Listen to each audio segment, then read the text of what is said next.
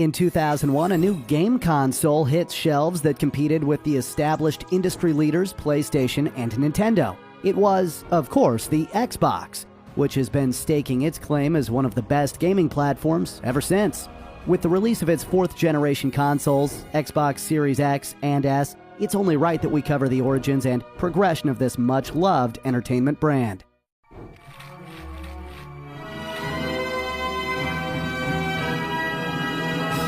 This is the evolution of Xbox. Before the Xbox, Microsoft had, besides making computer software, already been successful with publishing games for PC, such as Age of Empires and Microsoft Flight Simulator. Meanwhile, Sony was growing in popularity with the PlayStation 1 and was already working on the PlayStation 2. Because Sony became a threat to Microsoft and video games were rapidly growing into a massive industry, Microsoft decided to venture into the console gaming market. As far back as 1998, the original development team for the Xbox pitched the idea to Bill Gates for a console that could harness the power of a PC. The initial concept was dubbed the Direct Xbox and would operate using Windows 2000, which made it easy for developers since they were already familiar with the software. The Xbox could have had a very different name, such as Myth, Microsoft Interactive Theater, Face, Full Action Center, VIP, Virtual Interactive Player, and probably Elon Musk's favorite name, Mars, or Microsoft Active Reality Zone. Eventually, the name was shortened from Direct Xbox to just Xbox. 3 years later, the machine was showcased by Bill Gates and The Rock. Wait, what? That's fascinating. That's fascinating. Yeah, I might want to use that sometime, Bill. While the features of the Xbox, like the potential for online play and HD resolution, were no doubt impressive, skeptics viewed the concept as no more than a PC in game console clothing. Regardless, the release date was soon set for the following year, and both gamers and critics alike waited with excitement for the launch of this groundbreaking new system. Fun fact: according to Xbox co-creator Seamus Blackley, there was a guy at Microsoft who had fancy markers which everyone immediately stole.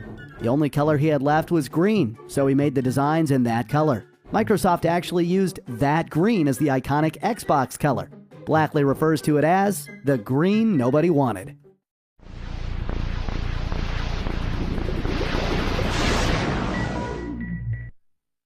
In 2001, the Xbox was officially released. Microsoft managed to sell 1 million units in its first 3 weeks. When it was introduced, Microsoft's machine competed against Sony's PlayStation 2, Nintendo's GameCube, and Sega's Dreamcast.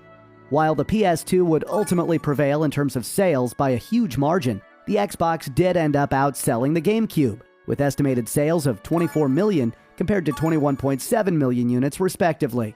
The Dreamcast, however, only managed to sell 9.1 million units.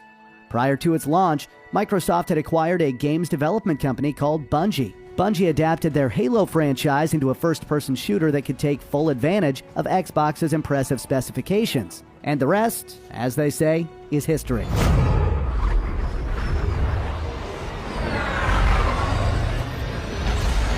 Halo and Halo 2 sold millions of copies, shattering records, and became a classic Xbox-exclusive series, as well as a flagship game for the system. Other notable games were Forza Motorsport, Fable, a land bursting with life, Star Wars, Knights of the Old Republic, and Tom Clancy's Splinter Cell. Xbox became known as a platform for Western games and first-person shooters, which were quite rare back then. The controller that came with the first console was bulky, to say the least. It received the nickname the Duke because of its hefty size and weight. The controller featured many aspects of the latest trends in gaming, including 2 analog sticks, 6 action buttons, a D-pad, 2 analog triggers, a back and a start button, and it had vibration. The Duke was a disaster. In fact, Seamus Blackley showcased the controller during a big unveiling and he said, quote, "Boy, were people unhappy. People are throwing things like golf balls. Everyone just hated it. It was super traumatic." Japan was an incredibly important market for gaming, and Blackley went there to meet a famous Japanese game designer. The game designer told Blackley harshly that Xbox didn't know how to make a console, and it was all based on the controller. Blackley said, quote, "There are some Japanese apartments that are only 2 or 3 times the size of the Duke. It was offensive in Japan." Xbox knew they had to find a solution for the Japanese market, so they made a slimmer S version of the controller. It was generally more comfortable to use than the original. To the relief of gamers everywhere, the S model controller eventually replaced the Duke entirely. The Controller S laid the groundwork for all future Xbox controllers.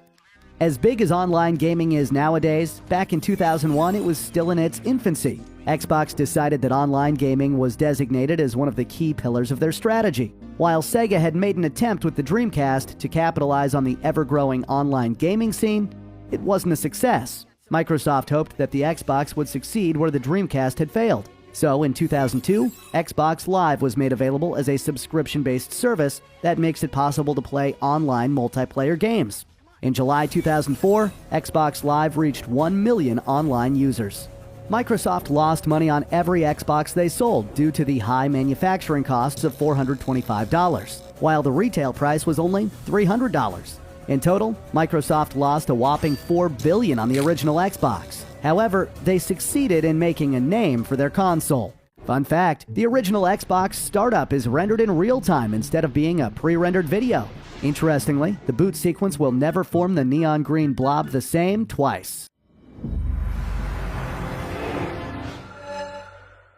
In 2005, Microsoft doubled down on their efforts and released the Xbox 360, almost a full year before its competitors came out with the PlayStation 3 and Nintendo Wii.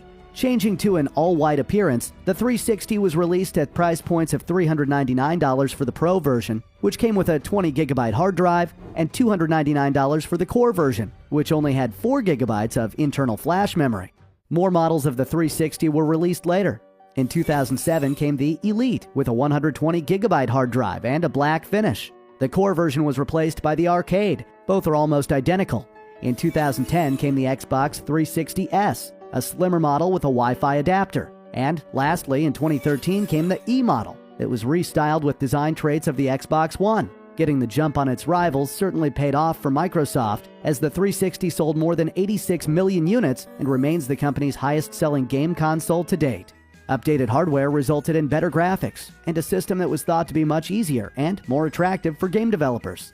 Xbox staff worked closely with game development studios and secured more exclusive titles, like the Gears of War franchise.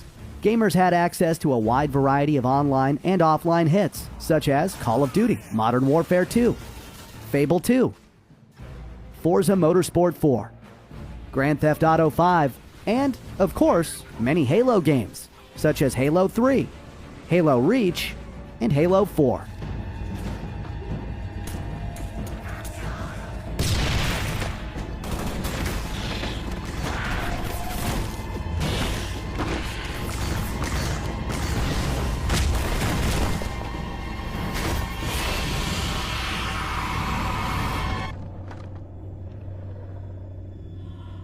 The Xbox 360 came with a redesigned controller. It added fundamental changes, such as turning the Xbox black and white buttons into additional shoulder buttons. And it added a new audio plug-in for headsets. The 360 controller came in both wired and wireless variants. The real game changer was the guide button placed in the center of the device. It had 4 LED lights around the 360 logo that would show the number of controllers connected to the Xbox. But it would also flash when the batteries would begin to run low. The guide button itself was tied to the next-gen experience of the 360, allowing players to quickly go to the console's hub. The 360 controller was regarded as one of the best controllers out there. Many preferred it over the PlayStation 3's controller. The 360 was also a great home entertainment system, playing CDs and DVDs while supporting services like Netflix. The user interface, or dashboard, has undergone many changes throughout the Xbox's history, with the aim of making the user experience smoother and easier for all. However, it was not always received that way. One aspect of the 360 that Microsoft would rather forget about is the dreaded red ring of death, a console-killing issue that plagued Xbox owners and was signified by a ring of LEDs on the front of the console turning red and the system doing not much else. It was often caused by overheating. Did you know that these issues caused the Xbox 360 to have a failure rate of almost 24% during its first year on the market? At least Microsoft's CEO at the time, Steve Ballmer, had no problem spending over $1 billion to recall the 360 to legitimately solve the red ring of death problem. In 2010, the Kinect add-on was launched. which consisted of a motion-controlled device and microphone. This allowed players to use their bodies and voice to control the action instead of using a traditional controller. Games such as Kinect Adventures, Dance Central, and Kinect Sports helped to sell the gadget. In total, 24 million units were sold. For those paying attention, you'll recall that's as many sales as the original Xbox console. Fun fact, on April 14, 2010, Microsoft officially discontinued Xbox Live support for the original Xbox games. However, players who were still playing after midnight were left to play until they signed out. A group of 14 players kept playing Halo 2 online to defend the honor of hundreds of Halo 2 fans who would still love to play multiplayer. They became known as the Noble 14. The final player, Apache N4 Sir, stayed online for almost a month. Bungie thought it was honorable and gave them beta passes to Halo Reach. Microsoft also extended their Xbox Live memberships. The next Xbox console was released in 2013. It was marketed as an all-in-one entertainment system, hence the name Xbox One. Every Xbox One would initially be sold with the new Kinect sensor. It made use of a full HD camera with a wider angle coverage, improved tracking accuracy, and heart rate monitoring. The Xbox One with the Kinect sensor came at a high price of $499, especially next to Sony's $399 PlayStation 4. The high price, plus other drawbacks, such as an inability to share or resell games, privacy issues with the Kinect sensor, and having to always be connected to the internet, resulted in a terrible launch of the Xbox One. Microsoft did retract and change many of their initial requirements, but for many gamers, the damage had already been done. It's fair to say the Xbox One had a shaky start, though it did recover somewhat and has sold over 47 million units to date. Ultimately, though, it lost ground to Sony, who sold 109 million PS4s, and Nintendo, who sold 52 million of their Switches. Microsoft marketed the Xbox One as more of a multimedia device, with owners able to play media from USB devices, CDs, DVDs, and Blu-ray discs, as well as being able to capture and stream gameplay footage. The console's original operating system was based on Windows 8, but the user interface was not well received. It has been updated over the years, though. The focus on home entertainment as opposed to just gaming has led some to believe that the Xbox has fallen behind in terms of the game titles it now offers. Still, it has a number of exciting exclusives, such as Forza Horizon 4, Gears 5, Sea of Thieves, and Halo 5 Guardians. More iconic games available to play on the Xbox One include Red Dead Redemption 2, Minecraft, Battlefield 1,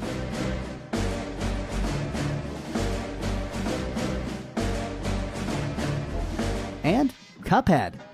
Oh man, this game can be so frustrating. To improve the Xbox One controller, Microsoft spent a whopping $100 million. The D-pad was improved, the analog sticks were easier to move and had more grip, the X, Y, A, and B buttons were moved closer together, and the trigger and bumper buttons were made much wider. It also included haptic feedback for the triggers, adding more of a kick when playing games from the shooter and racing genres. The device also included access to more features that allowed players to capture images, record gameplay on their console, and let players share that content with friends online. Numerous special controllers were released. In 2015 came the Xbox One Elite Wireless Controller, which was marketed as a premium device for the elite gamer. It featured a steel construction with a soft-touch plastic exterior, along with rear paddle buttons, hair trigger locks which activate the buttons on the slightest touch, swappable components, and you could fully customize all buttons, triggers, and analog sticks sensitivity. In 2016, the standard controller was upgraded when the Xbox One S was released. While mostly similar to its predecessor, the Xbox One S controller added Bluetooth connectivity, allowing it to sync up with additional devices and with Windows-based PCs. Players could also customize the controller's design with Xbox Design Lab, allowing them to choose from a wide range of color combinations, adding metallic finishes and rubberized grips. In addition to the controller being upgraded, the consoles also saw an upgrade. The Xbox One S can upscale games to 4K resolution and supports high dynamic range, which broadens colors and contrast. In 2018, Microsoft released a very unique controller, the Xbox Adaptive Controller. It was designed for people with disabilities. With a standard D-pad and face buttons, the centerpiece of the adaptive controller has two massive buttons that could function for whatever the player wanted. Shortly after its release, Time magazine named the adaptive controller one of the best technological innovations of the year. 1 year later, Microsoft made the Xbox Elite Wireless Controller Series 2. It added more ways to customize the device and lets users alter the tension and pressure for each analog stick. Besides the standard Xbox One and Xbox One S, the Xbox One X came out in 2017. It was a high-end model that featured upgraded hardware and was much more powerful and could play games in 4K resolution. And in 2019 came the Xbox One S All-Digital Edition. It doesn't have a disk drive and stores everything in the cloud. Fun fact, Microsoft is a behemoth in the gaming industry. In 2014, Mojang was purchased for a whopping $2.5 billion. This was Microsoft's largest acquisition to date, adding the hugely successful game Minecraft to their library. In 2018, Microsoft continued their gaming empire by acquiring 6 studios, the most notable being Ninja Theory, maker of the Hellblade series, Obsidian Entertainment, the developers of The Outer World, and the highly anticipated game Avowed that has yet to be released while making this video. And Playground Games, which is the creator of the Forza Horizon series. In 2021, Microsoft bought Bethesda and its subsidiaries for a massive $7.5 billion. This means Microsoft now owns major franchises like Doom, Fallout, Wolfenstein, The Elder Scrolls, and Dishonored.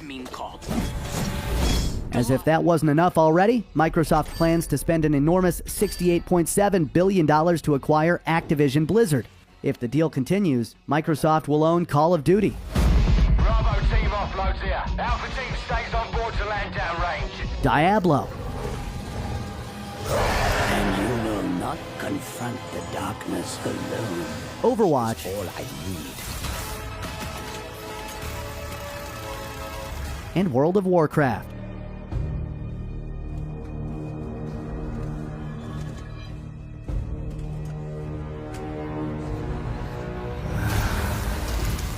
As well as previous PlayStation exclusives Crash Bandicoot and Spyro the Dragon.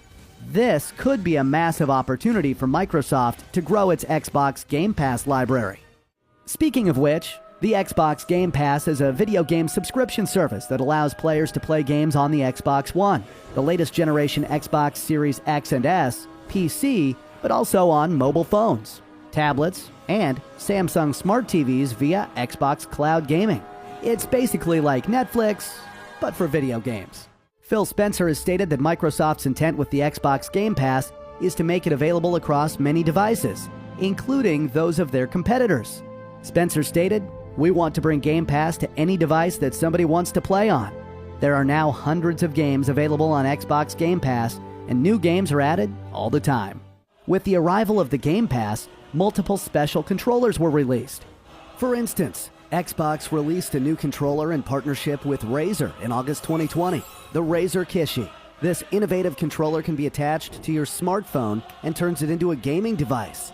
Besides the Razer Kishi, there's also the GameSir X3 Type-C, the Moga XP5 X Plus controller, and the Moga XP7 X Plus controller. On January 18, 2022, Microsoft announced that Game Pass had surpassed 25 million subscribers.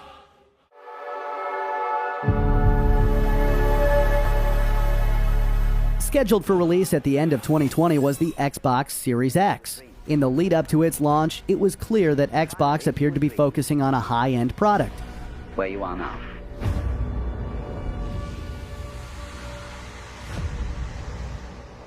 Upon its release, Microsoft announced the retail price of the Xbox X to be $499 in the US, and demand for the console was incredibly high.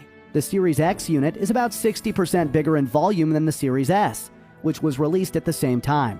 Its small size being due to Microsoft designing the Series S to be easily portable for travel usage. The Xbox Series X launched in a matte black case, along with a controller in a matching color, distinguishing it from the matte white that the Xbox Series S uses. The new controller is aimed to be more ergonomic, to fit a larger range of hand sizes, The D-pad was also improved by merging the standard Xbox One controller D-pad with the Elite to accommodate a range of playstyles. There is also a share button in the center of the controller's face, which lets you create screenshots and video clips more easily. It also adds USB-C for faster charging. But other than that, it is similar to the Xbox One controller. As such, there's no learning curve and no period of readjustment. The Xbox Series X was claimed to be twice as powerful as the Xbox One X and has the ability to play games in 4K resolution, has a 1TB SSD, and can render 120 frames per second. With this amazing resolution, gamers with 4K televisions who want to play games at the highest quality will benefit from the extra power of the Xbox Series X. It is also backwards compatible, allowing you to play games from all Xbox consoles. With support for higher display resolutions, up to 8K high dynamic range, and Xbox Velocity architecture, the Xbox Series X was touted as the fastest, most powerful Xbox ever. According to Xbox, with its AMD Zen 2 and RDNA 2 architectures, DirectX ray tracing delivers true-to-life lighting, shadows, and accurate reflections to create dynamic, living worlds. This no doubt created a better and more immersive experience for gamers and Xbox lovers everywhere. New games for the Xbox Series X were Forza Horizon 5, Elden Ring,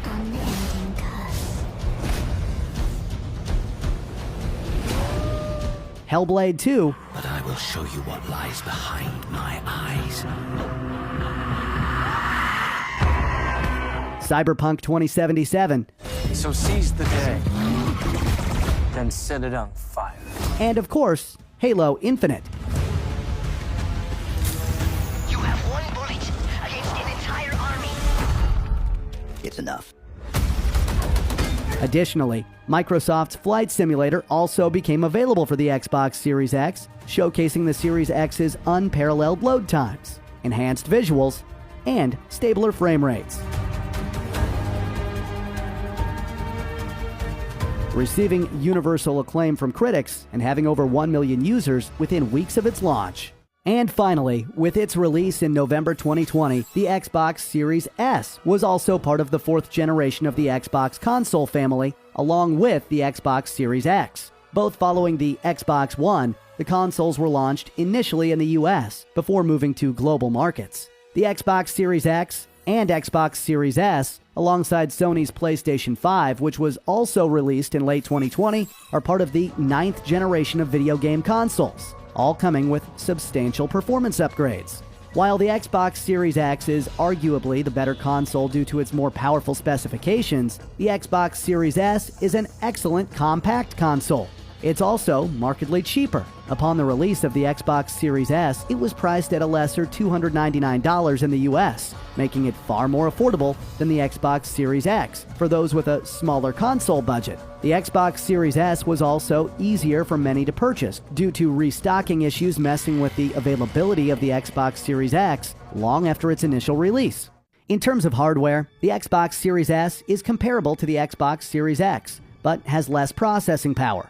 While the Series S runs with the same CPU, it uses a slower GPU, uses 10 gigabytes of RAM compared to the Series X's 16 gigabytes, and has a 512 gigabyte SSD. The console has the ability to play games in 1440p resolution, with support for 4K upscale, and can render 60 frames per second, although it can go as high as 120 frames per second. Aside from these differences, the console has the same functions as the Xbox Series X, including ports and game support. It is also capable of playing many of the same games available to the Xbox Series X, with numerous features being identical, only at a lesser resolution and frame rate, and, debatedly, a lesser gaming experience. While impressive for its specifications and price, there are certain games that are arguably better played on the Xbox Series X, which supports 120 frames per second and ray tracing, such as Battlefield 5 and Call of Duty Black Ops Cold War.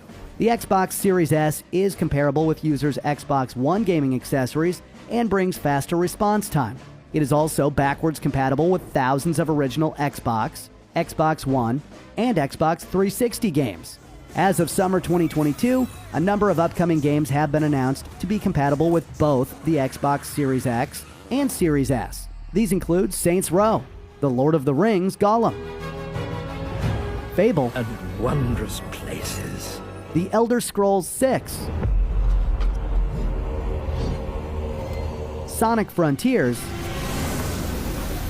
Diablo 4, Line of sin for deeper knowledge. Minecraft Legends, alongside Starfield, which will be made exclusive to the Xbox X and S series in 2023. The Xbox Series X and Xbox Series S have both strengthened their positions over the last year, and in July 2022, total sales were estimated to have reached over 15 million units across the globe. Xbox certainly intends to stay competitive, but surprisingly, Microsoft's head of Xbox, Phil Spencer, revealed that it isn't PlayStation and Nintendo whom they see as their main competition for the future. It is actually Google and Amazon, since the future console wars could be with cloud gaming services. Cloud gaming still seems like it's in the distant future, so for now, let's just wait in excitement for the next generations of Xbox consoles.